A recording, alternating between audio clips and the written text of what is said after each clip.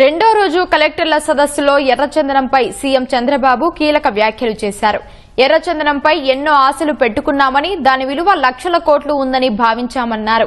అధికారులు దాన్ని నార్మలైజ్ చేసేశారని ఆక్షేపించారు. ఇకనైనా ఎర్రచందనం ద్వారా ఆదాయం వచ్చేలా ప్రత్యేక ప్రణాళిక రూపొందించాలని సూచించారు. ఏదైతే రెడ్ శాండిల్ డిపో ఉందో దాన్ని కూడా సీసీటీవీ కెమెరాస్ అవన్నీ పెట్టి మానిటరింగ్, అదే సమయంలో ఒక ఎక్స్పీరియన్స్ సెంటర్ కింద value added products you make it, then అది కూడా బాగా ఇది వస్తుంది. ఎవరైనా ఆర్డర్ చేసినా మనం తయారు చేసినా అలాంటి క్రాఫ్ట్ పీపుల్ అందరిని తెప్పించండి. ఇప్పుడు వెంకటేశ్వర స్వామి ఫోటోలు అలాంటివి కూడా కొన్ని చేయగలిగితే వాళ్ళతో కొలాబరేట్ చేసి ఎవరన్నా డే టు డే ఉపయోగించుకోవడానికి అఫోర్డబిలిటీ నోట్ చేసుకుంటారు. కమిటీ ఒకటి వేసి అవి కూడా చేయండి.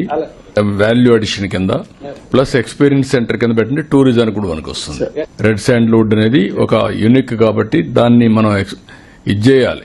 నాకు చాలా ఆశలు ఉన్నాయి, మీరంతా దాన్ని అంతా ఇది చేసేశారు. I thought it is lakhs of crores.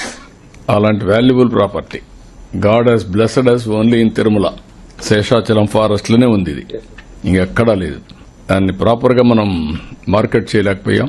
అది వర్కౌట్ చేయండి.